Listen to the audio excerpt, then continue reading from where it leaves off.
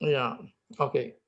So it's been recorded. Now, research, the basic meaning of research deals with systematic investigation, and it's not simple fact finding or collection of information. It's a systematic study, investigation, with a view to develop something finally to add to the body of knowledge. That's why we search, and collect facts, evidence, and all those things, and need not to go for unnecessary explanation, but just to keep it in your mind that it's a comprehensive work, uh, um, kind of logical work, and it's not something uh, uh, related to writing only.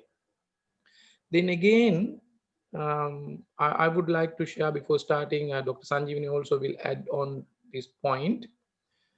Um, as of now, you also may have some understanding about qualitative research, or you may distinguish qualitative research from quantitative research as well.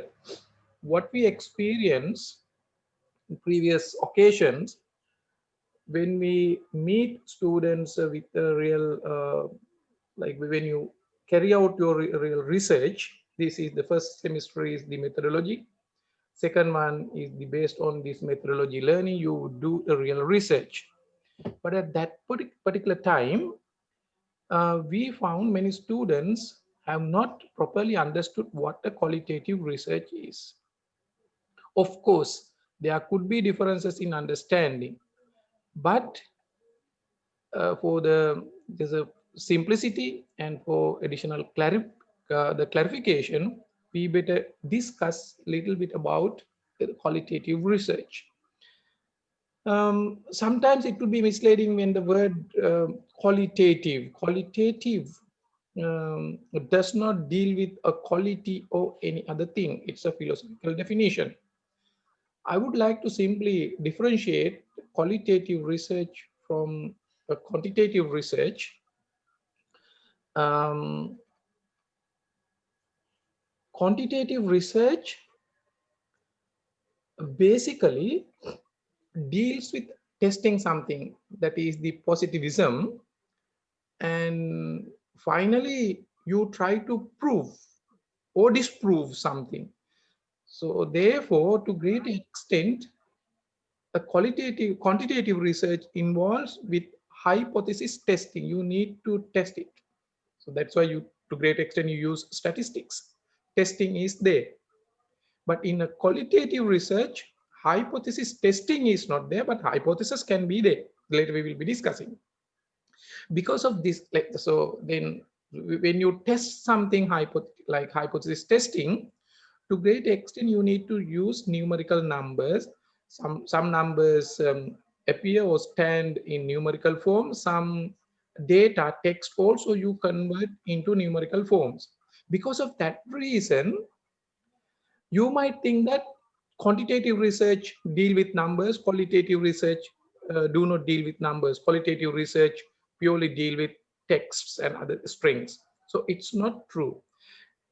It's a fact that in a qualitative research, to great extent, text, string, explanation, interpretation, all those things are there.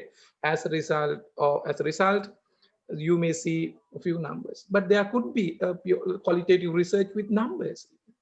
But the main difference is whether it involves with hypothesis testing or not. So that has to be very clearly understood. Already this may have been discussed. Then again, when it comes to qualitative, um, since there is no hypothesis testing, you can come out or you can engage with various type of methodologies and techniques. And what matters at the end of the day is for explanation, explorations, and interpretation. So that has to be very carefully understood. Key to a qualitative research is the central to a qualitative research is the research issue, research question. and based on that we would discuss. So but feel free to ask any question if you have, maybe because of different understanding. When it comes to, we um, admit the fact that there could be variations in understanding. Sometimes we use the word called epistemology. Sometimes, so you may have already heard about epistemology, is the way we understand the ontological realities. It is even today's lecture. So here there are now 83 participants. 83 participants may not understand this lecture in the same way. You would understand based on your tools, techniques, so the previous knowledge, the way you listen to this, so your interpretation, when my action, so many things are there. So therefore, a different, like the differences can be seen. So likewise, in a qualitative research also, the way of understanding really vary, and it's to great extent subjective. But the subjectivity depends on your assumption, the clarity of data, information, and all those things. So therefore, don't worry about these epistemological differences or the subjectivity that involves in research, because that is inherent and embedded in a qualitative research. That is very important. Or for example, just to give you some understanding, say the present government. So there is a government, right? Because the government governs or rules the country. So that is ontological reality. So government is there. But again, if you want to argue philosophically, we can raise a big issue whether there is a government or not. But technically, there is a government. What kind of government is this? We may understand it differently, sometimes based on your imagination, perception, or sometimes even you collect some facts, information, analyze, then you may conclude then this is this different type of, this is this kind of government, authoritarian government, or more patriotic government, or dictator type government, or democratic, or socialist. So different ways, right? So that characteristics are there in qualitative research. So I just try to give you in summary form the basic differences between qualitative research and quantitative research in a nutshell, to get you basic understanding. Because otherwise you might think like we want to really eliminate the unnecessary fears that students have about qualitative research. As a result, sometimes so fantastic opportunities may be wasted by the time you realize that yes, I could have done a good qualitative research, so that you would be too late. So this understanding is very important. I'm not saying that it is easy, but this is the way. If you really want to interrogate into something in that way, by considering all these situation philosophical aspects, so that is the situation. And again, um, there is a history about this research. um, Based the early stages of the history, many engaged in scientific research. People wanted to know, basically it emerged from the philosophy. They wanted to know the what is existence, right? Existence about the world and big issues. So therefore, they carried out scientific research, right?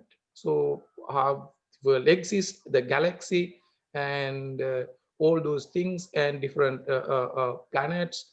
So how they exist. So those things were explained in mathematics and science and from scientific background. That is why the origin of this research is more towards the quantitative testing. They hypothesized, oh yes, one was hypothesized the world was flat, the other one is world was just orbiting, Earth was orbiting on its own axis. So these kind of things are hypotheses, and they tested by collecting facts with real sciences. Later on, these findings or the scientific research findings influence a management. Now we live in accounting, the field of management. In the field of management, to great extent, behavioral aspects are there. For example, how a decision is taken, management accounting decision is taken in organization. How does a manager go for a big project? How does the board of directors approve wage increase? So how does the board of directors take a decision either to stop a production line or add new production? So apparently you might say, so it is the profit is driven, but other than profit, there could be so many other things. So yesterday they might take a decision to scrap a production line. Today they might change the decision.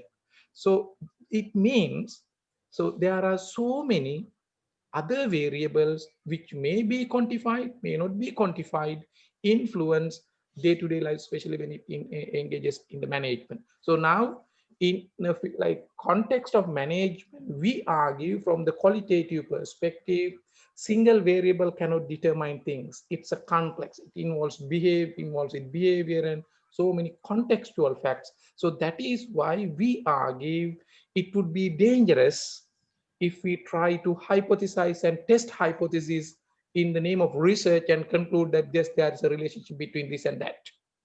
And so better to dig into the rich data and come out with the real causes or the real situation of this thing. Otherwise, so there could be a situation where you can do the quantitative. It depends on, later we would be discussing in the proposal development how the qualitative research is being carried out. So this is the starting point. Dr. Sanji, so you can add to this one before starting our a formal discussion on proposal development. If I miss something, or just to give them broader idea. Over to you. Yeah, the thing is, as Dr. Anil highlighted, there are uh, human interpretations, interpreting problems, then politics, and all these other factors that come in. And those things are not captured through the quantitative approach. But in the qualitative study, these things are captured. Right. Feel free to ask any question if you have any. Our experience even at physical lectures, so students are a bit reluctant to talk, right? But in our lectures, actually we welcome everyone to ask questions, or even you can chat, but I'm not sure whether we would be fast enough to type answers to your chatting. Right. Yeah, Dayananda sir, your camera is yeah, upside down. Yeah, okay. Yeah, so you better switch on your camera, then yeah, students can see. I hope that they must have seen you. And Dayananda sir also has joined there, and we already explained the basics or background of qualitative research. Already you have heard, just to link it, right? Because otherwise, if you simply jump on to the proposal development, you may lose the links, right? Because even the proposal development, wait a minute, do you see the, Sanjay, do you see the screen? Not yet, right? Not yet. Now? Oh, not yet. I, Now it's no, okay. it's okay. Dayananda sir, do you hear us? Right. Um, yeah. So why we explained, gave your background idea.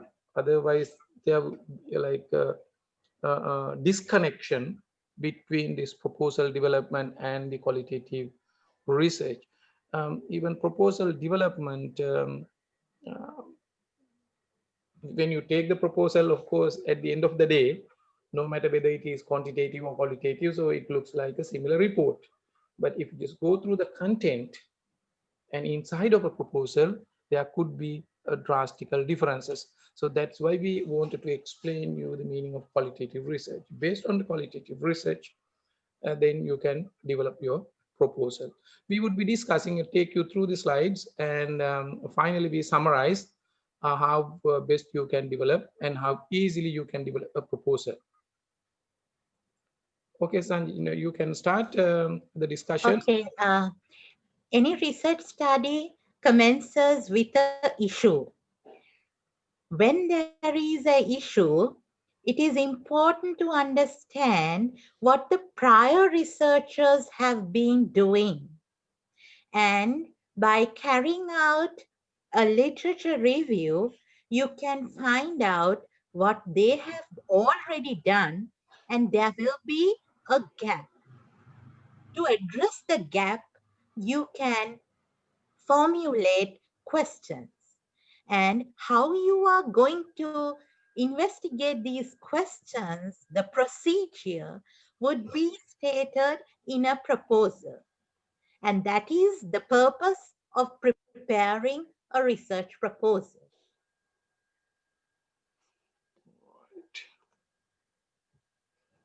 Yeah, simply speaking, like you detail out how and what are you going to do. That's it. And the thing is, it's important to see what the others have been doing, because that is the contribution that you are going to make to the body of knowledge,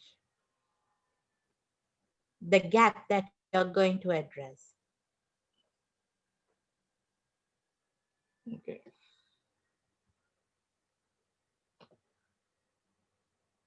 So these are the general areas that we are going to discuss today's session.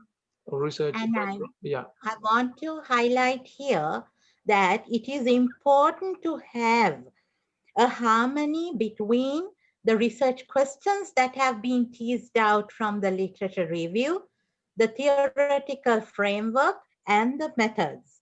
Because, as Dr. Anil highlighted, the quantitative qualitative divide is comes into play in this process, because in the literature review you will have questions like how and why questions. And then, because in qualitative research, how and why questions are normally addressed, and the theoretical framework, there will be particular theories inherent to the qualitative approach, and the methods of data collection and analysis in the qualitative approach will be different from the quantitative approach. So therefore, the literature review, the questions that have been teased out, the theories that are used, and the methods that you are using should be in harmony, and it is inherent to the qualitative approach that you are following.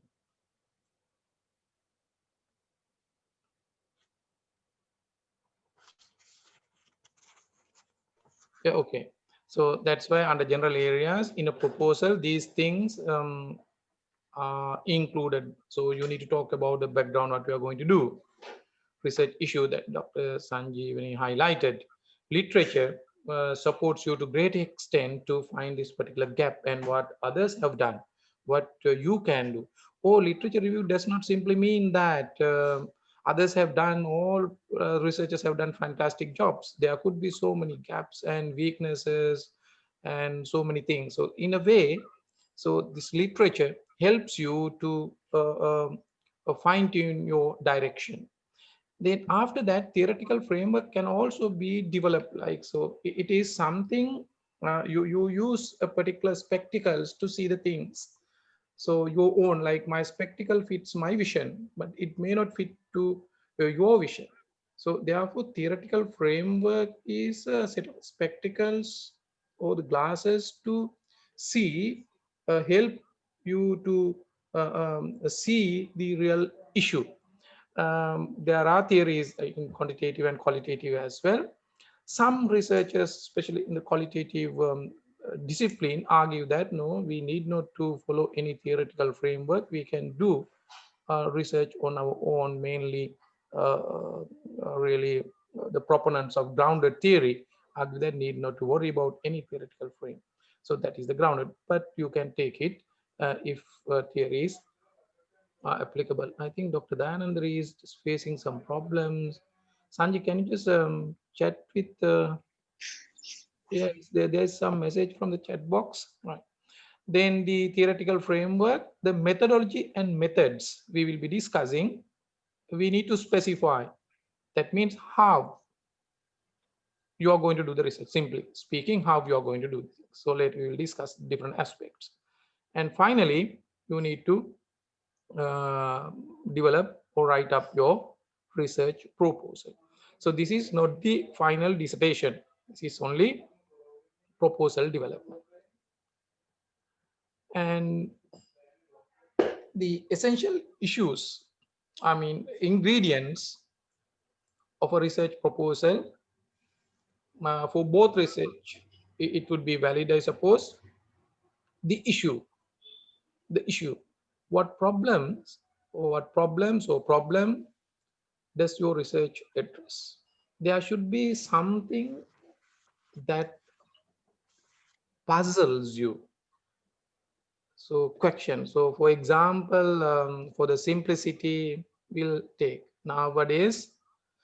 Actually, for lots of qualitative research, you can take a philosophical idea or maybe knowledge related something, historical thing, or maybe a current issue pertaining to general issue. So we'll take some general issues at present, or maybe any issue in your organization, because organizations face 101 problems. So every day, with respect to its cost management, production, so there are so many functional areas. So as a result, problems may surge from time to time.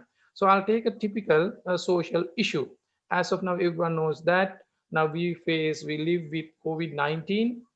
And so there are two camps of argument to address this. Basically, in terms of providing medication, one is so getting a vaccination, the other one is just giving some local medicine. So in the case of local medicine, to great extent, not only one, so many different types of syrups are being used. We call pannier. So famous one is Dhammika pannier, right? So sometimes people might take it ridicule and laugh, and so many jokes are being circulated. So that is something else. But if you want to do a research, oh, that is that an issue?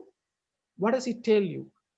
So if you simply look at from the like this disease point of view and quantitative side, you can take the same issue to do a quantitative research. How do you do it? Then you need to have an appropriate number of patients or those who have contracted with COVID-19, and give this medication in a controlled environment. So that has to be very careful, because when you take this medicine, so whatever here syrup, so you may you take actually other food as well. You are exposed to other things, so your environment is not controlled. So therefore it's extremely difficult. Now you can understand the difference of quantitative and qualitative. If I try to do a quantitative research on the effectiveness of this syrup, I may face serious problems because I can't control the environment. So therefore, I take maybe 10 contracted the patients, and give this dose of syrup for 3 days, or maybe any other number of days prescribed by so-called witch doctor. And later on, you may find that, oh my goodness, now they have changed to be positive. So in a scientific or quantitative research, you can simply conclude that yes, there is a strong relationship between COVID, like this Dhammika Pannier, and the percentage of recovery, 100%, right? But now you can understand that it is not the case. Then there are so many other factors, the fertility, fatal cases, and again the percentage of the death rates against the uh, infected cases. And then another strong argument about this, if you are infected with COVID, so there is a greater chance that you would cure naturally when your immune system improves. Immune system may improve due to so many other things, even without having any medication. Day-to-day life behavior and all those things might help. So therefore, if you want to like, so the same issue can be taken for a qualitative research. How and why? Different ways. In the case of quantitative, so you need to test some relationships, some hypothesis, whether it is effective or not, why, so these kind of things. But in the case of qualitative, you can come out with 101 issues. Why was this introduced? So we are not asking whether really a simple question like this is the good cure for medication. Even if you want, you can test it. Therefore, you need to get a very good sample of infected people and go and interrogate and question. So how they were infected, how often they took this the medicine, and how many doses, how many days, their background, their normal calorie content, other immune system. So likewise, you collect lots of data, then still you have a chance to say qualitatively whether this particular syrup is an effective one or not. That's one. If you want, you can take another issue, the broader, a macro level issue, right? How and why this was introduced all of a sudden, why it came into the practice, who is that person, who are behind, how media, politicians, and all other people connect to this particular network and try to promote this. What is the motive behind this thing? So it is whether it is a network of crooks or not, so with whether there are any other relationships. So likewise, now you can increase the aspects of the issue. You got it? So that is a bit like, it's always we recommend you to take current issues and analyze them from quantitative and qualitative aspects. Then that would be really helpful for you to understand the qualitative research and develop a very good proposal. What really matters in developing a qualitative research is not the report finally that you are going to give us, but the research issue, substance, what you are going to do, why are you going to do this thing, how you are going to do this. So that matters. The writing and all those things, the arrangement can be done later on. So we have some formats and other things, but especially when it comes to qualitative research, the key is the issue and not the format. Yes, Sanjay. Yeah, you can continue now. Yeah, there, yeah, if there is anything, please add. No, can you Then, hear me? yeah, now, yeah, I can hear you. Others also hear. Can you hear? Yes, I can hear you. Ah, that's okay. Thank you. Yeah, speak a little bit loud, but it's not with little bit low tone. Speak the Hello? volume. Is it clear? Yes, it's clear. The volume is a bit low, Uh, uh, uh. but yeah, you can speak. Yeah, okay, you continue. I now I got the point. Okay. Right, right. Then the research or design. How will the research achieve its objective? Because now in the issue, something puzzles you, bothers you, questions you because of this the syrup. You think that, so how it, so how the business mafia is connected to this. So is there any network connection with this thing or any other hidden motives behind this thing? So this is the problem. Keyboard kahangala ne? Then your objective is to revelation of this thing, or to dig into rich data and show, okay, this is Something what wala has ni gana? happened, this is what has happened. So how, that is your objective. How are you going to reach your objective has to be explained in the research design. So who are you going to meet and talk?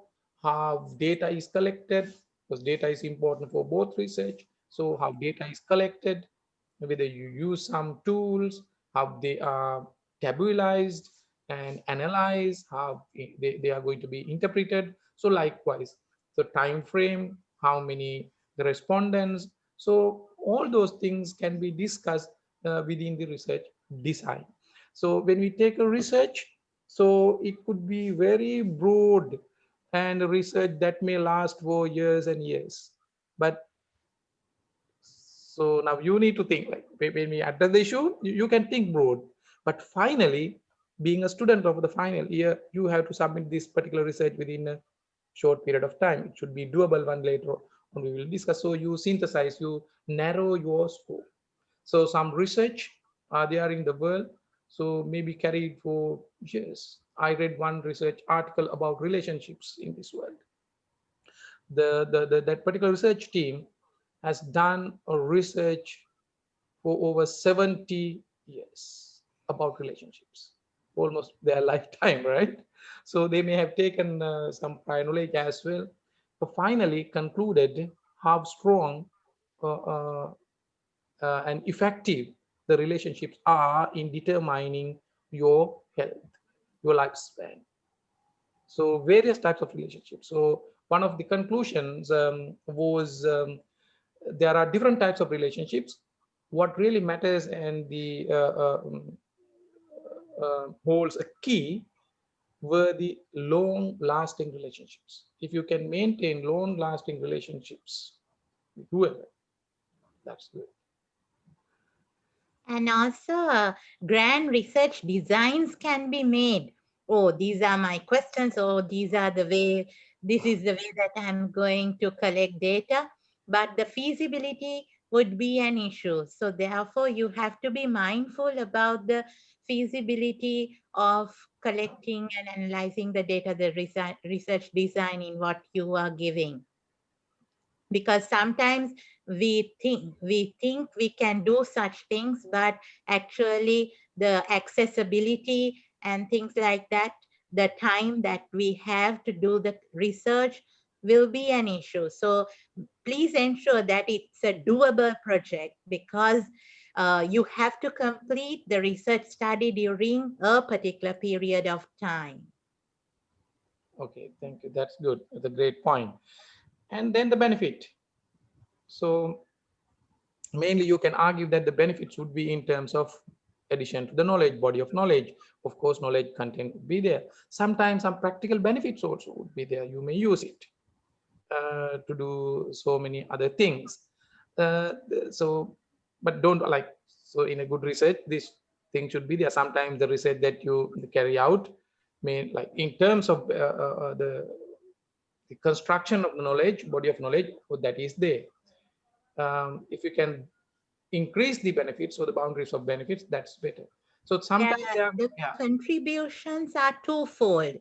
Actually, it will be empirical contributions and theoretical contributions. Another word for data is empirical. So based on the data that you have collected, you will have some findings. So that will be the empirical contributions. That is one. The other thing would be theoretical contributions, because in qualitative research, you will use a particular theory to give meaning to the data that you have collected. And you may use the theory in a way that the other researchers haven't used the theory before this. So therefore, that will be a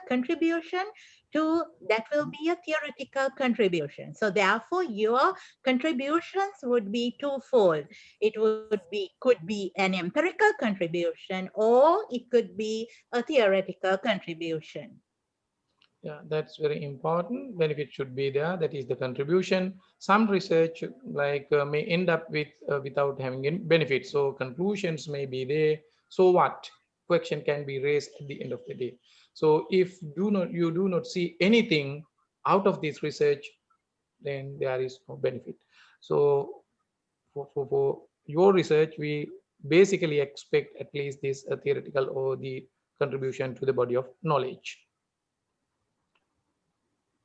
Right. Now we will look at the, don't worry, we use the word structure. As I just told you, we are not that much like, it does not mean that structure is important. It does not mean that we simply follow formatting or compliance requirement, because the specific aspects or dimension of a structure tells us a different story, right? So therefore, in your research proposal, these areas should be included.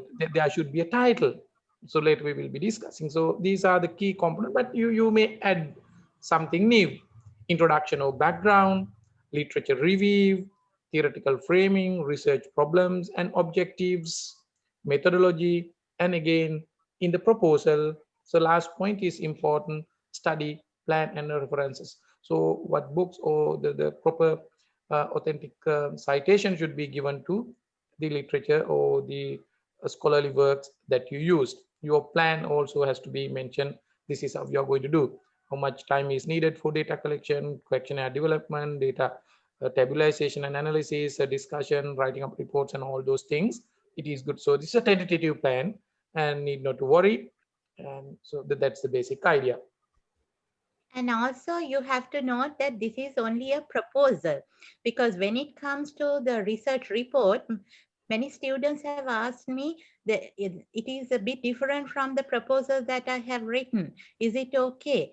It's fine, because this is only a proposal, and things, because research is not a neat and tidy process. It will change when you are actually putting it into practice. So therefore, don't worry that you will have to change the initial plan that has been given in the proposal. Yeah, I think that is a very good point highlighted by Dr. Sanjeevani, because many students later on have a myth that no, we can't change the title problem and all that, because already we have proposed this is the thing that we have to go. They struggle sometimes, so they later on they may not find any research issue. So no worries when it comes, especially qualitative research. Even at the last minute, you can change the entire structure, the title. So then is so you can add anything if needed before going on to individual aspects one by I'm one. We will take to these struggling aspect to. one by one. So this is the basic structure summary. Yes. Okay. So shall we take one by one? Uh, Anything to add? sorry to sorry. Yes, really, I couldn't join at the beginning, and Still, there now your we are voice discussing is the not you know strong. Like the voice is not really strong enough. So I just the lightly hear important you, ingredients in Sanjeev.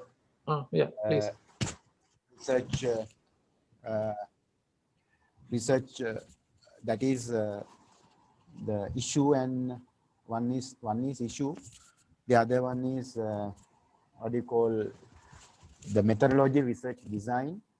The third one is output of the research, that is contribution. Basically, when you think about research, those are the three components, three important ingredients. So you can put this as a process also. Research issue would be the input. The process would be the research design. The output would be the contribution. As Sanjeevani correctly highlighted, theoretical contribution or the empirical contributions.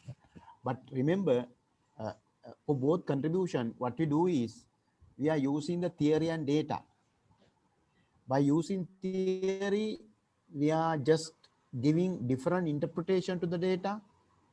By using data, we are giving different interpretation to the theory. That is how we contribute. And this contribution really will be used by different stakeholders. For example, politicians may use our findings, policymakers, consultants, academics like us, any other business people may use those finding. That is the contributions. So when you look at the issue again, I just want to highlight the issue has to be really more practical, more practice oriented issue. So thereby, when you try to identify an issue for our research, what is important is always focus on a unique area, not a general area. Always there is a story for us in a success case or failure case. So thereby, wherever uh, changes really have been taken place, I think there is an research issue. For example, if you look at, I think I heard that Dr. Anil is talking about this local medicine Dhammika Paniya. Now, when you think about this story, it is much popular in the society.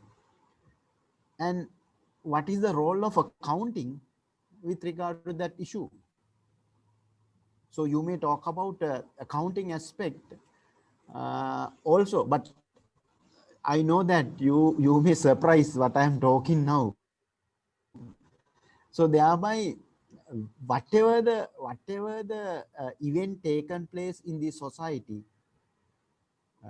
in this economy, wherever when events are taking place, you have to remember there is an accounting issue for us to study. But the issue may be very simple. I think for undergraduate level, better to take a very minor, very small issue, not a very big complex. You know, as Sanjeevanie told, then only we can convert our issue a doable one. So thereby, what I'm trying to, I'm just summarizing. So what I want to communicate to you is that when you do a research, what is important is the issue, your methodology. Methodology means your assumptions about the phenomena, what you are going to study, your assumptions. Now, for example, you may think about, okay, the financial reporting or the corporate governance. So what is your assumptions? So some are talking about, okay, corporate governance will lead to high performance. Is that the only reality you are going to have by implementing corporate governance? That is a question. If you have such a narrow assumptions, you are more towards quantitative. If you have multiple assumptions, multiple realities, and if you believe that all the discourses are socially constructed, then your methodology, your methodology is little different from what I explained earlier. So your methodology requires you to collect more data from different sources. So thereby, just by questioning is not enough. Why? Because your assumption is not narrow. Your assumption is broader. You believe that there are many realities.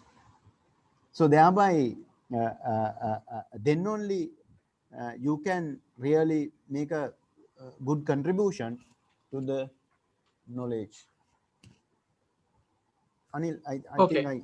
Okay. Now we will move on to these aspects one by one.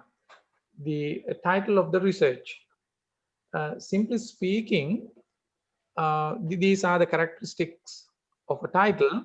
When you write a title should say different things, but it's really a mere address for your research. It's not a big deal. So it's not a key of the research. Um, it should explain your topic, and it's good if you can keep your title the concise one.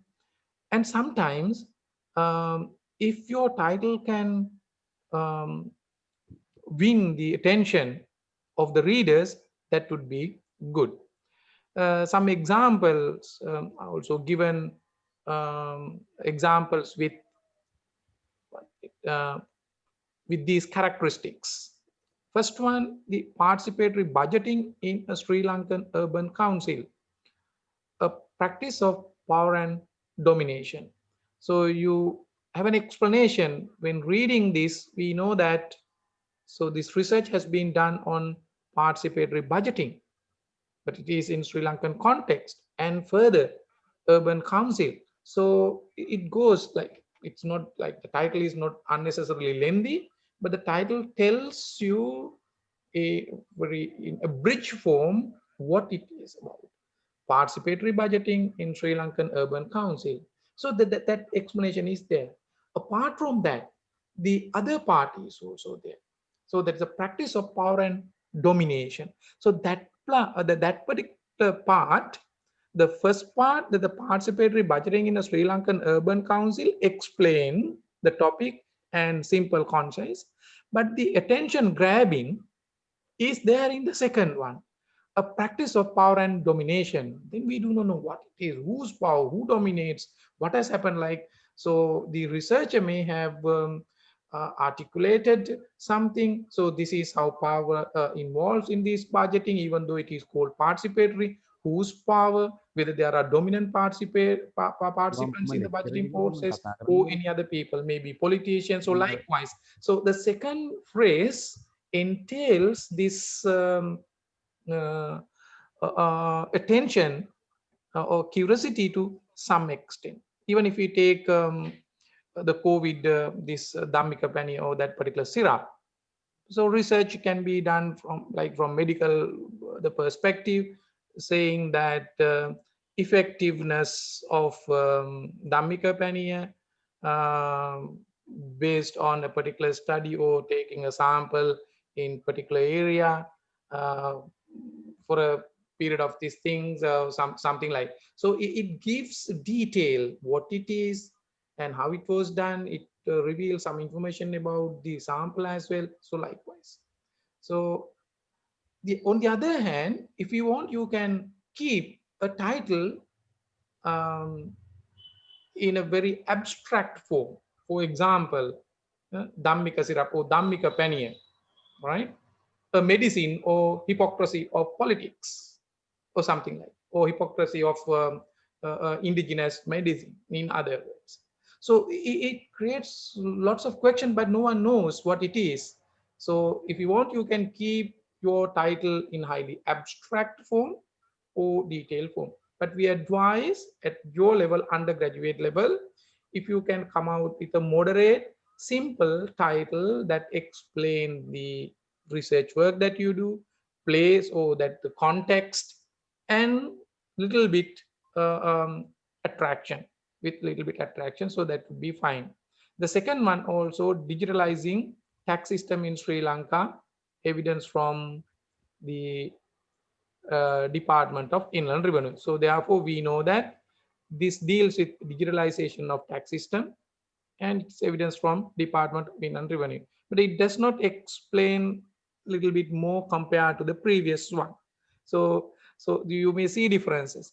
Our message is this: don't worry about the title. So title is a dress. Suppose that you are getting ready to go for a party, you dress up, put on a dress, and last minute maybe your partner or maybe a spouse or someone else might say, so oh, so is this the dress that you are going to wear so for this particular party? Then you may change your mind. Oh, on your own you might say, no, it does not suit me, does not fit me, I will change it. So therefore, title is a very simple thing. Don't be afraid. That is the simple message I want to pass.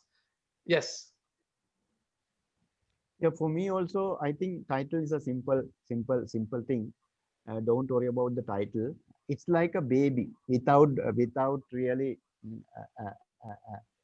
අපි කියන්නේ ඉපදෙන්නේ නැතුව, without borning a baby, how can you put a name? Likewise, before finalizing your research output, very difficult to finalize the title. Title depends on, it's a continuous process, like Dr. Anil explained earlier. Now, when you look at these two titles, communicate two different things. First one is, of course, much more uh, oriented on, power and domination. That is really the interactions.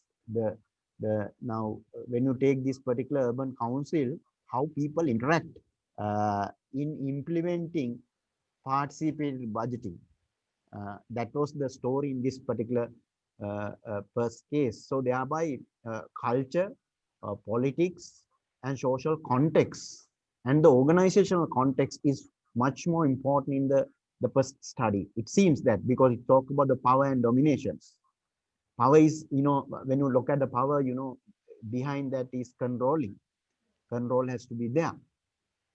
When you look at the second one is little, very simple, as Dr. Anil explained, digitalizing tax system. So there we are talking about the process of implementing a new tax system in inland revenue department. So the similarity between these two, when you look at the similarities, all these concepts are new. participatory budgeting in Sri Lankan context, especially for the government. It introduced in 2013, so it's fairly new. Now, the other one also, digitalizing tax system in Sri Lanka, again, it's a new concept. So thereby what I'm trying to, as I explained earlier, better always if you focus a change, a new, unique area as your research issue. Sanjeevani? Um, yeah, so the title should be eye-catching, and so keeping it concise and um, all that will help to grab the attention of the reader.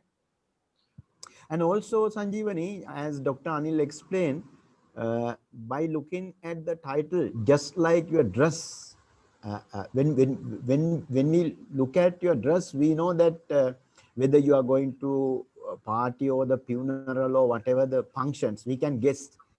Likewise, by looking at the title, there is a possibility of guessing the research culture, whether you are going to adopt a quantitative or qualitative.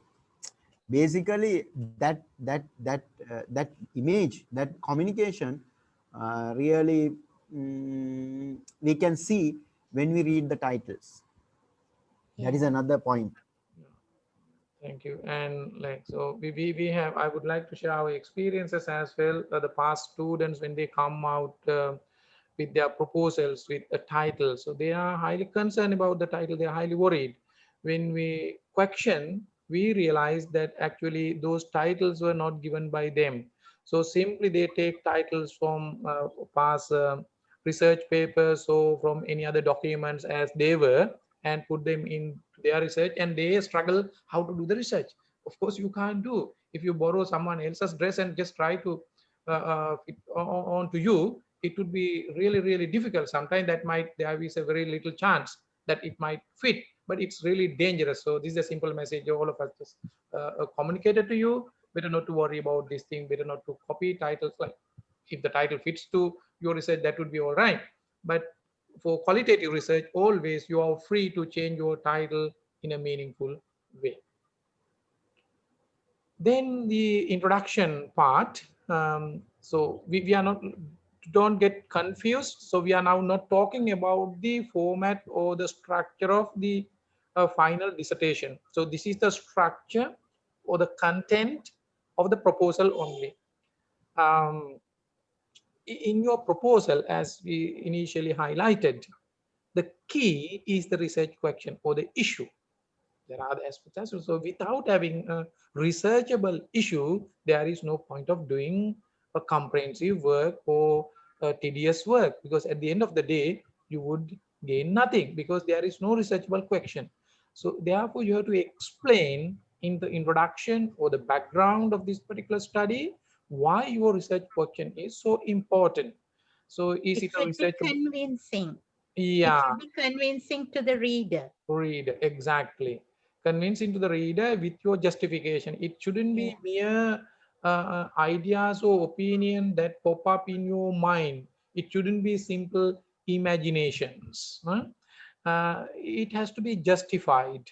It has to be, needs to be articulated properly with evidence, facts, and so many things. Shouldn't be imagination. For uh, um, like in the case of this Dhammika Paniya, finally what happened? So the that fellow said that, no, who is that Kali man? You just gave me the formula. So how are we going to verify, test it? So no way. We do not know. So whether Kali man has given it or not, if it is given, what it is, how it is, what contents, all these things are unknown. So unknown facts, imaginations, and or the facts beyond probability, so many things. So I would like to take sometimes, like even your attention, you also interrogate when you read question papers. Better to, better look at the research question. Well, why it has become a question? Was it a really question? Because sometimes there's a research questions in research papers, you may think, oh, this is not really a good research question. It does not mean that all the things or the issues which have been highlighted or addressed in research papers are good research questions. There are so many loose research questions. So I believe, and it is not simple belief, but with facts and information, we can say that research issue holds a key in your proposal. So by looking at the question, we can say that yes, this would be a viable research project or viable research proposal. So therefore, arrangement, decoration can be done later on, formatting and putting them into a write-up and all these things can be done. So pay more attention on the issue. Yes. Anything to add before moving to the next slide? Yeah, but when you look at when you develop your research question, uh, you may get to know from different sources about your research question.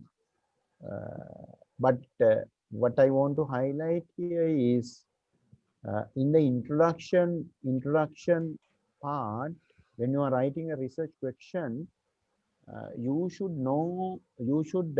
communicate the reader that uh, you are you are aware about the area, but this particular phenomenon, this particular part is missing in the literature. What I mean, I don't know whether you got it or not, but what I want to communicate you is that the introduction part is just like you have to show your knowledge about the area also, but while you are showing that you are much aware about on this area, but in world international or the in general, this area is missing. For example, if you take digitalization in our the second title, you may have different projects in the world, digitalizing experiences, and you can bring those experiences. You may bring one experience from India, one experience from Indonesia, one experience from Africa. So there are cases, and you can tell that even though there are studies like that, this study is not yet has been taken place in Sri Lankan context, something like that. So what I want to communicate to you is that you have to convince that there is a problem for us to study. That is the word. You have to convince. So when you are convincing, uh, you need to, comprehensively uh, tells the reader what has been done so far and what has not been done. So what has been done is the second part, literature review. So thereby what I want to communicate to you is that basically research question, identification of research question is much more important. But even in your qualitative research data, when you try to identify questions, you can bring numbers, no problem. So there is no issue. Even in qualitative data, in the introduction part, to highlight your research questions, you may bring data. For example, in this case, when you look at the digitalization case, you can bring the income tax contribution percentage of GDP, any issues in the inland revenue. World Bank reports that saying that tax administration is weak in the country. So by bringing those things, you are trying to highlight that there is an issue for us to study. So thereby, when you develop the research questions, you have two ways. One way is you are bringing the quantitative data. Other way is you are bringing the qualitative data. But you have to remember all these data whether quantitative or qualitative, should be backed by, literature. Maybe maybe newspaper article, maybe World Bank report, maybe some research article, maybe some consultant or some politician statements, something like that. So all these inputs, when you highlight the research questions, should be backed by some other sources. Okay. Right. Okay. So introduction should include all those things. You should explain why you want to do this particular research. And simply speaking, introduction part should explain us whether your research issue is, the question is research worthy. Then literature review, actually, though we explain individual components separately, as Dr. Dayananda earlier just mentioned, you need to understand this interconnectedness among these things, interrelationships among these things, because they are connected to each other. You can't talk about something in isolation, simply separating from others. So even the research issue, the literature review supports. So literature um, helps you to develop this particular idea. So when you review your literature, so it explains you or reveal information, the body of knowledge up to now, what has been done on this particular issue. So whether there are Yeah, anything that it we can is. improve, whether there are anything that I And can improve. Finally, yeah, so finding a particular gap. Okay, gap does not mean that, oh, something like groundbreaking reality I'm going to find. No, gap would be simply maybe very tiny contribution, maybe the previously done research, but it has a present relevance. Maybe it has been done up to 2015. Now the socio-economic and political context may have changed during 2015 to 2020. So the same could be questioned and checked whether it is relevant as of now. So gap does not simply mean that it really reveals something groundbreaking reality. Gap has to be linked to literature, because literature helps you to find a gap for your research issue.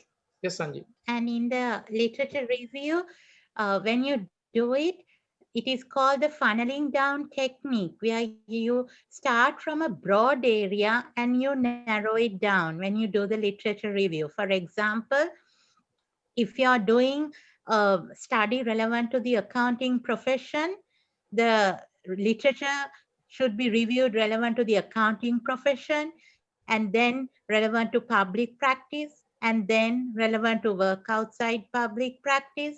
And thereafter, likewise, you have to narrow it down, and it could be securing markets across the globe, securing market in the home market. Likewise, there should be narrowing it down. It's known as the funneling down technique. So that is how normally the literature review is carried out.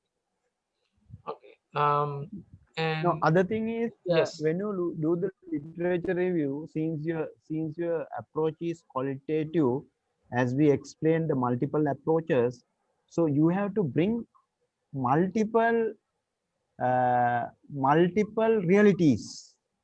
Multiple realities means already available literature from different perspective is required to enrich your literature review. Then only you will be able to find out the gap. Then only your research report is adding value.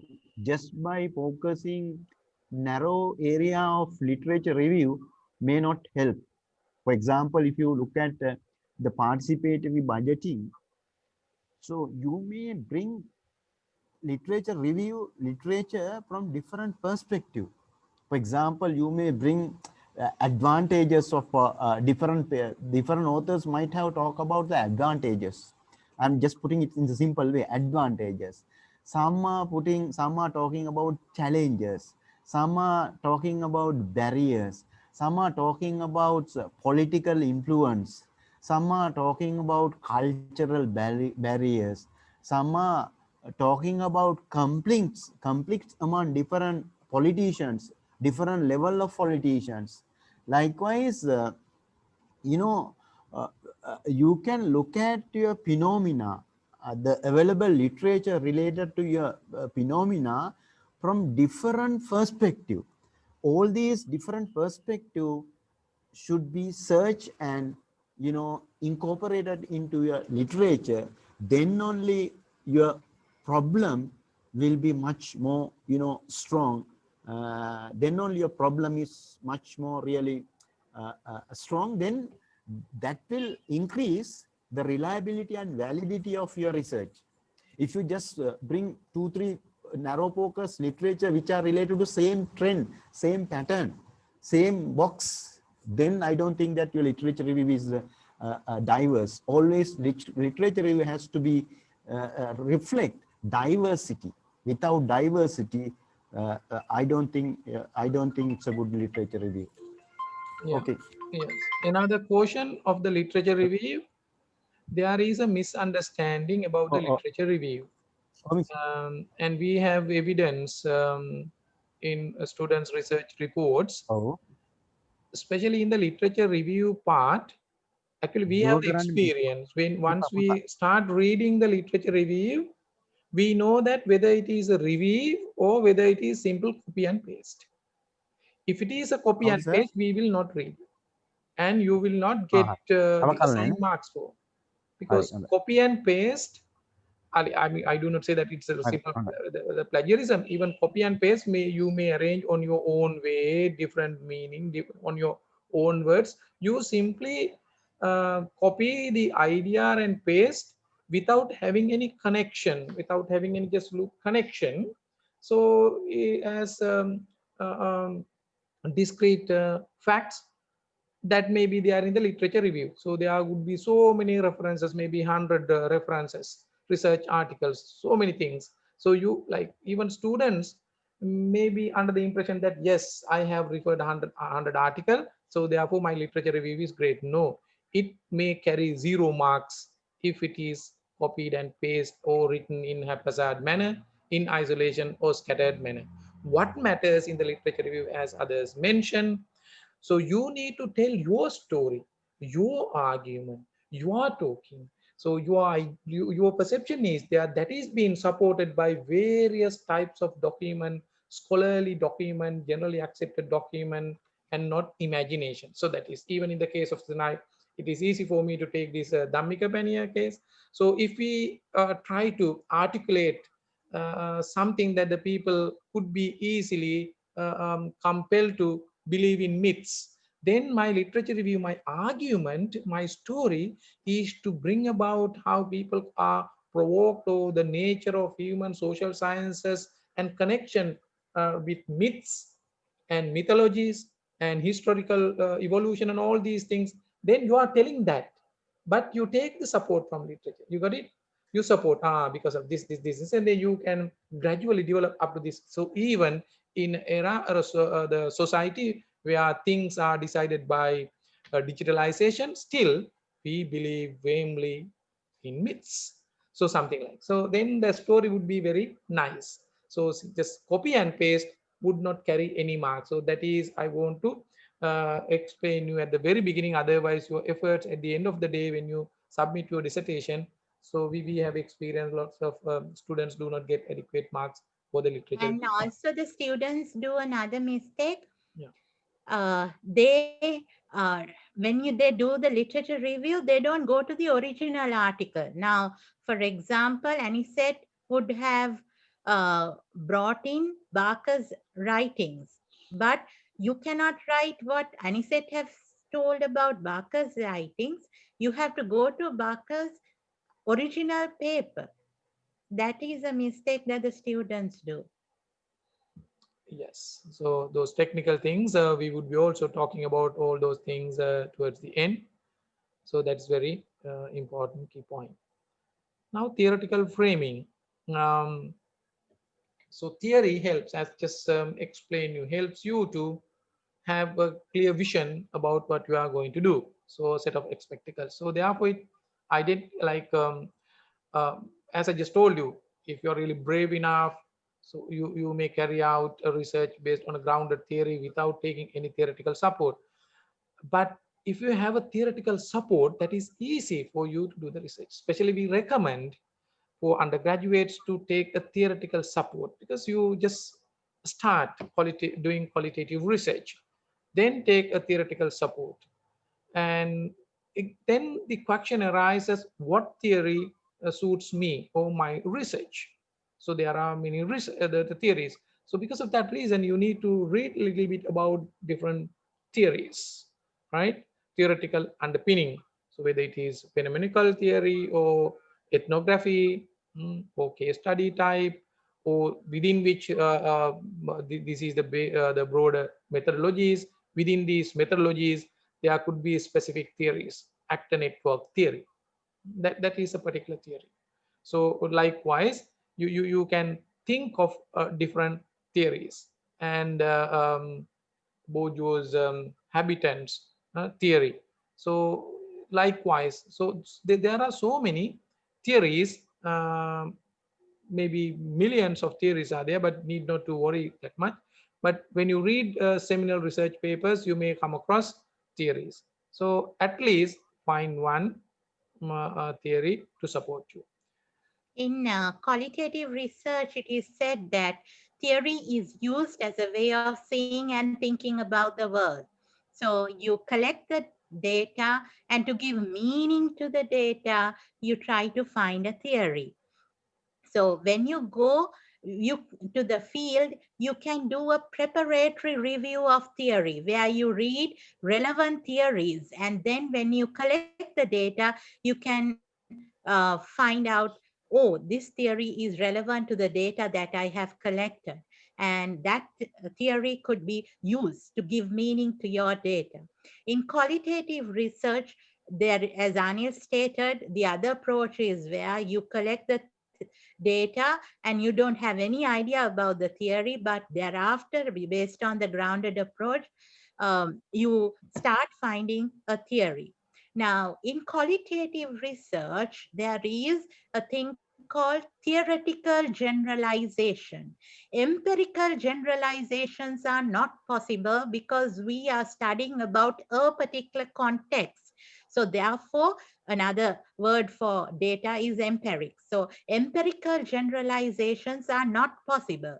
But the theory that you use relevant to a particular context could be used in another context also to explain what is happening. So therefore, in qualitative research, there is theoretical generalization and not empirical generalization.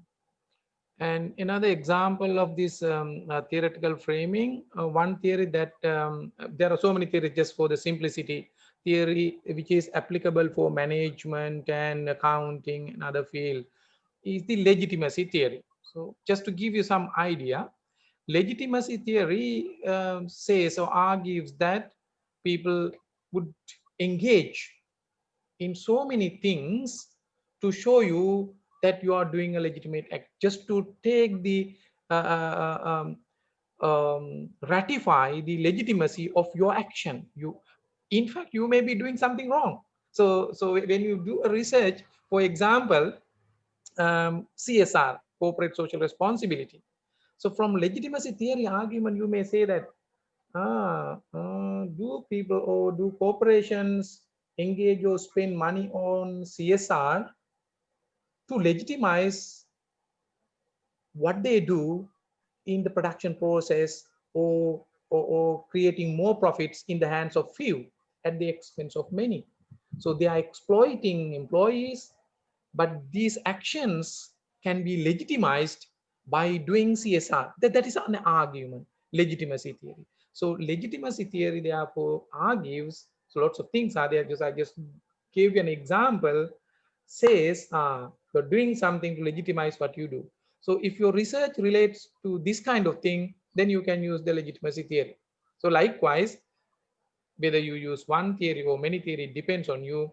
It is always recommended, as Dr. Sanjeevani Sanjeevani highlighted, take one theory at this particular level. So it is dangerous to start the research without having a theoretical explanation or the framing. So this aspect is covered under theoretical framing. Yeah, Dayananda sir, if there is anything, please stop us. I think.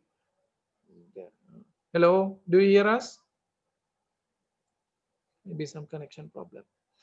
Then the research problem and objectives. So already we explained a little bit. So it should connect to intellectual puzzles. It shouldn't be ideas just lie in the sky. It should puzzle you, contradictions. It should bother you. Otherwise, it's not going to be. And this should be supported with existing literature, not in opinion, because some research papers we have seen, they might argue this should happen, but without having any literature. So, for example, when it comes to these spirituality things and the mind related things, you may argue, especially religious related things, without questioning, without having any tangible or substantial evidence. You may say that no, this is my research issue, but there are no adequate corroborative evidence literature to support it. That's not good. And if you want, you can take it as a replication, as just told you. But the replication, you got to be very careful. Replication can be done especially uh, if the same context prevails. But when it comes to management sciences, accounting, finance, and other, replication has to be done with little modification. For example, if you do a replication on corporate governance, strategic management, supply chain, value chain, taxation, auditing, and all those things done in a particular context, or maybe during a different time frame, now you can rearrange. Okay, still it is valid for this period as well, but I do a replication, but it is not pure replication because modification is there. So you have to understand the meaning of replication, because the replication goes along with scientific research. For example, effectiveness of a COVID vaccine. So replication has to be done with respect to different kind of humans, different the places, different the time intervals of the year. So then if we get the same result, yes, the reaction rate is above 90% in all cases. So that replication helps us to conclude that this particular vaccine is really good for COVID. Otherwise, if the vaccine is given to European people, that the success rate is 100% or 90%. Once it is given to the other tropical country, the people in the tropical countries, 50%. So replication, does not provide adequate evidence. So therefore, you need to think of this. Then structures and function that you explain in the research. So main research issue may be there. Then how are we going to address this particular issue? Function, structures could be there. So some arguments, like it does not mean that always we carry the dominant ideology. So it would be something opposing the predominant ideologies. It could be anything, right? And social problems, maybe biggest social problems. So in general, the poverty can be taken from accounting perspective. The profit maximization. So has it done better to the society or corporation? So what? So that they can be traced. So like the meaning of profit maximization. It's not simply looking at or the explaining the evolution of profits. So if you can explore into how profit is constructed and how it is shared, and the what are the social concern associated with this. And again, when we develop research problems and objectives, you can take your own personal experiences as well. So therefore, in developing research problem, philosophical ideas can be taken, ideas from literature, replication can be done, or any prevailing structures.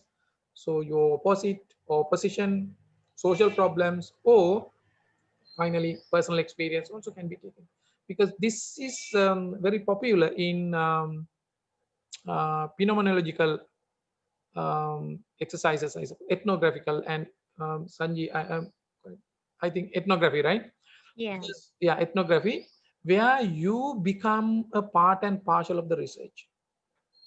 You go and sit with them. So it is like pseudo direct. So you want to study how decisions are taken at the board of directors, but you are not a director. You get the permission. You are appointed as a director with the understanding of company. All the other directors know, so think that you are a director, right? So you are not a director. So you behave as a director there and get the experience. And this phenomenological, so ethnographical research, social research, very popular one was done by Professor Ratnapal. The late Professor Ratnapal. Regarding the purpose. Yeah, yeah, so many social issues, right? Beggars, likewise, lots of social problems were addressed by becoming uh, an observant. He disguised as a beggar one time, and long time back, I can't remember, during that time, Premadas was the president. With the permission, the police and CID and all. Unfortunately, um, he was captured. By that time, beggars in the Colombo were required to be cleared and put them in a separate place called Sinigama during one particular international summit held in Colombo. So even Professor Ratnapal was taken, so he could not escape. Then he happened to struggle to come out from that Sinigama detention camp by showing that he is a researcher and not a beggar. So that is a real participatory approach. So that is personal experience. Now we will move on to the same aspect, problems and objectives. So here it tells you how problems and objectives can be identified. So does not limit to these things. Even you can think. So that's why I told we do not recommend you to think philosophically at this stage, since under like initial stage of doing a research, it is always better to follow one of these aspects and initiate the research. But it does not limit. If someone wants to come out with a philosophical type research in accounting or questioning the traditional mode, that's also possible. That's also possible. So sometimes you might get asked opinions from others, lecturers, those who have some ideas about. That's also possible. So nowadays, another problem in politics and society, I would like to just mention, now when governing a country or managing public expenses, simply speaking, government revenue and expenses, government budgets, there are two different ideologies, opinions. One is to maintain the budget deficit as little as possible without having any inflationary impact. So this is the dominant ideology, and many countries try to do so, but eventually budget deficit exceeds. But recently, not recently actually, so it dates back to even 1500. But recently, this idea was again highlighted, called modern monetary theory. So you may have seen this in the last big newspapers as well. So that research issue, oh, then we can ask, so does or will modern monetary theory address the prevailing financial issues or the economic crisis of the country that faces? So another research problem. So I'm not suggesting you to do a research on this. So this is how you can. So sometimes all of a sudden new ideas may come as a result of new things which are being circulated in the society. Specify your research objective very clearly.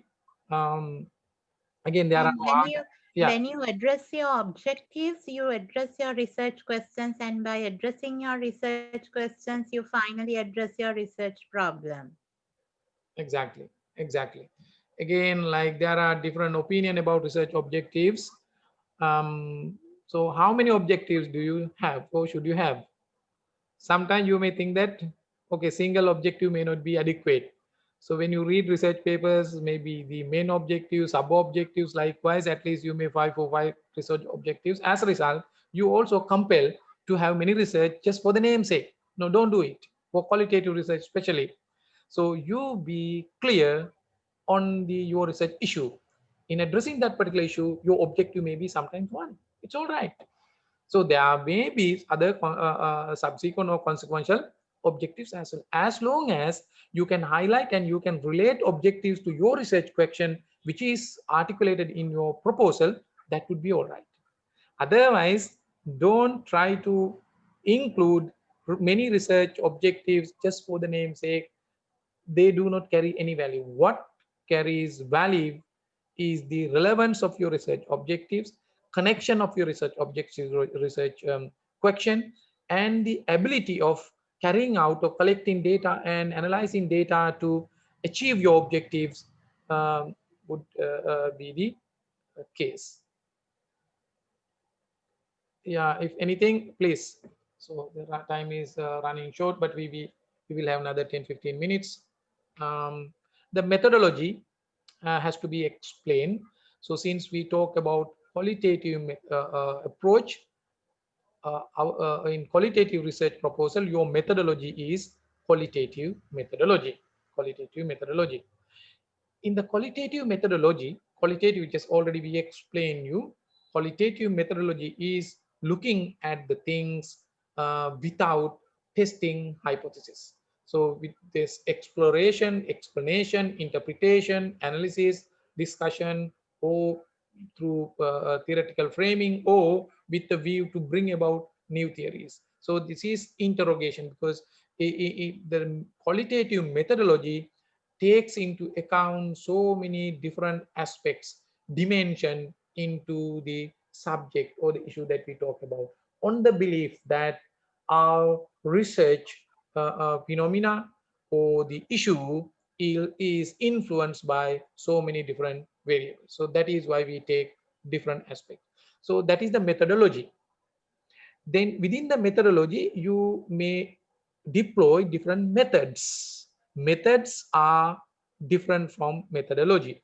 Methodology is qualitative or quantitative, or sometimes we have a combination, also called mixed method. Sometimes researchers engage, but it's okay if you want, you can think of.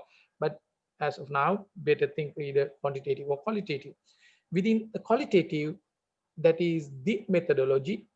Within the methodology, methods maybe there. What method do you like? Whether you use a particular theory, or a tool, or a case study, different types, ethnography. So likewise, different methods may be used. And data collection, again, is very important, not only for qualitative, for both qualitative and quantitative. Because if you do not have relevant, rich, reliable, valid data, then your research finding outcome would be really in vain, no use. So pay attention about data collection. May have been already discussed, but try to relate it. And finally, analyze. So analyzing, you may use different techniques, even simple interpretation. Even if you want, you can go for computer programming, R programming, and likewise in vivo. So many computer data analysis, qualitative data analysis tools and applications are also there. If it depends on the bulkiness of your data, bulkiness of your data. And how you have collected data, how they have been structured, tabulated, and all these things. So these technical aspects can be discussed when you really engage in the research. But keep in mind that data collection is important or should be discussed under methodology, basic idea, and how they are going to be analyzed. Then finally, study plan and the references. So it is straightforward. I think need not to add anything.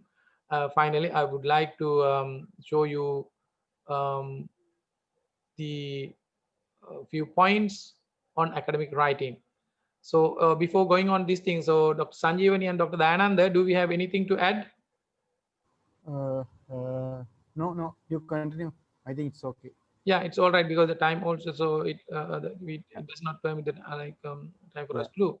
So in a nutshell, like, so we'll discuss about this thing in a minute. Simply speaking, if I just summarize again, um, in qualitative proposal development, what's really or simply matters is the research issue or the problem. The key, others are important. And without having a good research issue, if you come out or comply with all the other requirement and the structure of the proposal, it is useless. But even if you have a very good research question, if you have not properly articulated it, not properly supported with literature, if you have not uh, um, uh, articulated how it is going to contribute, how it is going to be, how the data is going to be collected, how data is going to be analyzed, interpreted, and again, so the contribution or the quality of your research proposal would be low.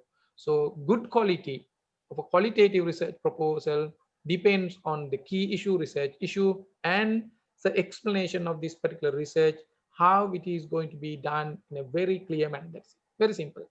Don't worry about the title, don't worry about the structure, formats, and all those things. So as long as you are clear on this thing, you can come out with a very good research proposal. How are we going to find references or the input for good research proposal? Is reading research article, not only research article, any other thing, just being in touch with the society, your business issues, as Dr. Dayananda highlighted.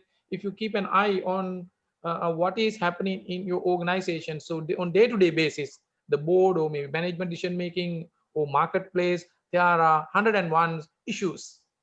So you can think of that could be converted into a very good research proposal. It's not going to be a project. So we are not going to address that particular issue. We take that particular issue and the issue prevailing in your organization and convert and articulate into a big research problem. So this is how we are going to do. So this is the objective. This is the outcome. So therefore, that would be fine for us to rate your research, qualitative research proposal as a excellent, very good research proposal.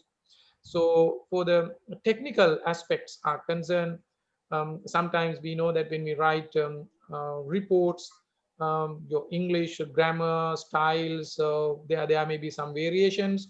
So truly speaking, we do not worry that much about these things. But in the context where we live, in the technology, so basic things, even grammar, structure, academic writing, all those things can be rectified in a situation where if we have the opportunity to do so, we should not simply keep them loosely. So it is good if you can pay more attention on these technical aspects as well.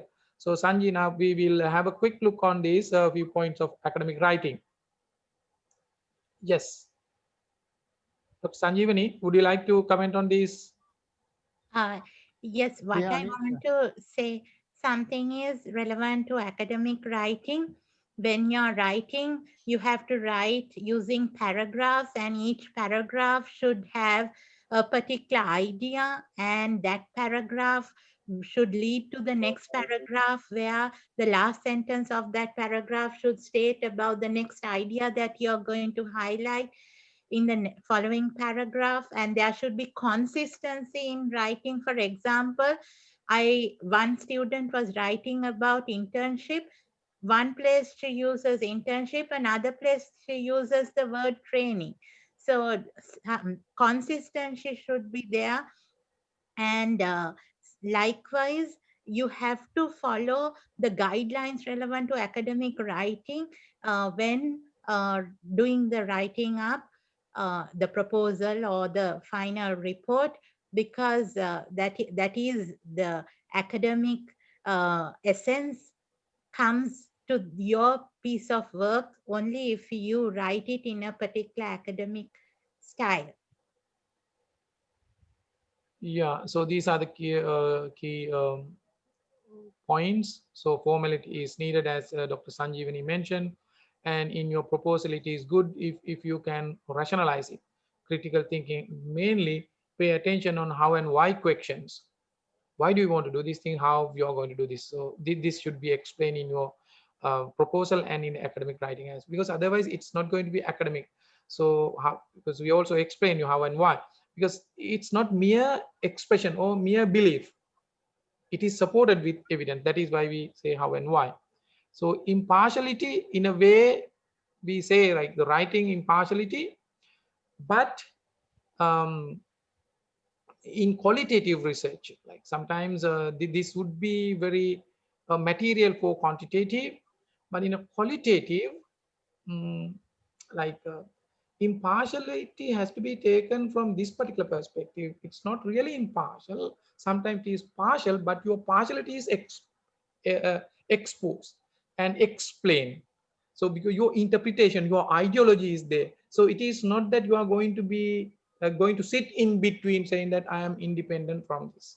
So from for quantitative research, you may claim that I am independent from the research, I do not have any connection, I take that data, this data, and regress and all these things. But in a way, you have influence, you have a role, you may have manipulated things, so your interpretation is there, but you claim that you don't have a role. That is the impartiality in a way. So we take it here. But in qualitative research, so it does not mean that we can break the impartiality. We our the inherent embedded partiality is there, that the biasness is there, that has to be explained with theoretical support, argument. That should be explained in the theoretical framing. Should be logical, that is connected with the reasoning, and structured, that is easy to understand and maintain the quality of. One more point, Anil, here is the formal category here, impersonal. I think this is more quantitative, but Sorry. you can use here uh, the impersonal, the first one, formal Yeah, part. yeah. Of course, in your proposal, you can write I am going to Yeah. do this. Yes, Don't yes, worry yes. about That's a good point. Yes. using that way, because you are doing it. You tell it, this is what I am going to do. No problem. Hmm. This is a little bit related to impersonal stories, related to quantitative, I think. Qualitative study. Yeah, Yes, in this one is quantitative related to studies, you use the quantitative. word researcher. Yeah, So that should not be done in qualitative research. exactly. Because otherwise we will have to find who the researcher is. Yeah, Mhm. the researcher. We don't know who the It is researcher a is. very, yeah. Right. Eh, Shall we ask them when they are coming for the next session yeah.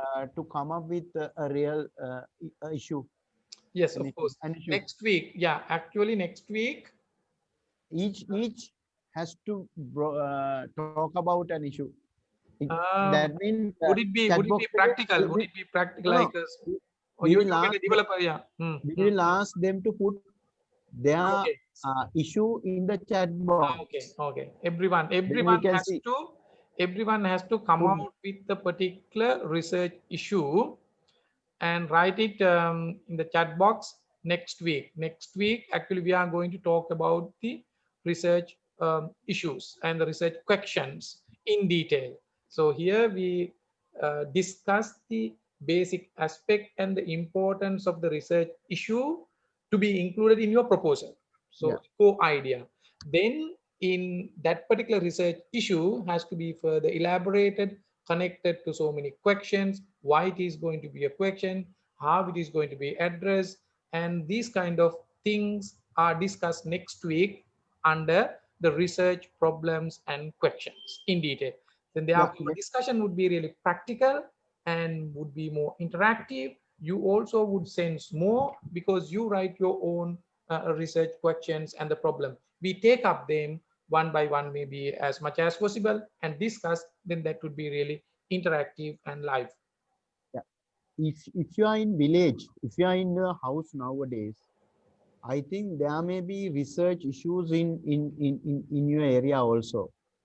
For example, when you identify an issue, better to focus, I would say, unknown area. For example, now you know Kalutara Bodhiya.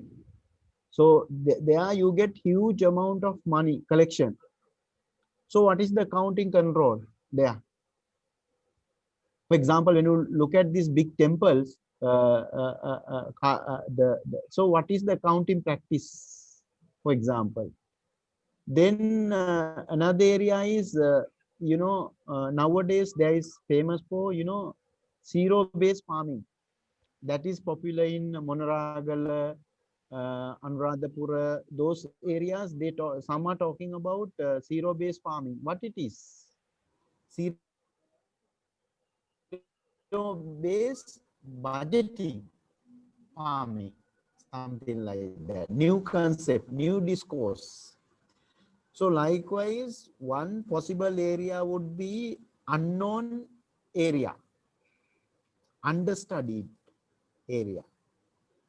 Second area would be a conflicting issue.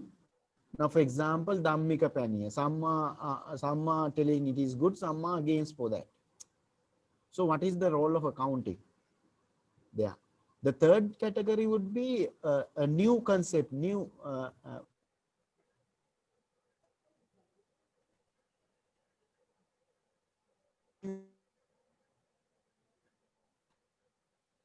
Hello, not hearing.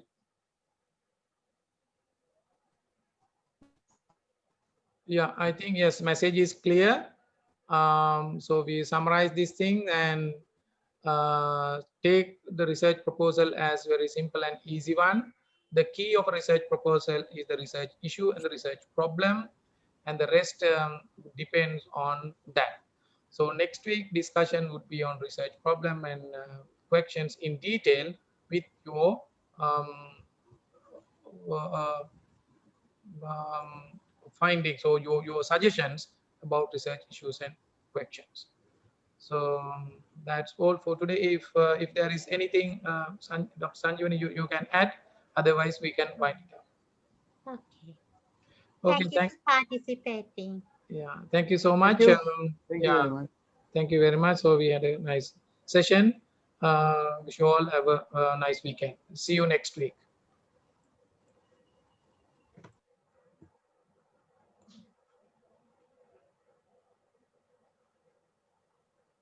Dr. Sanjeev, Dayananda sir, Yanwada.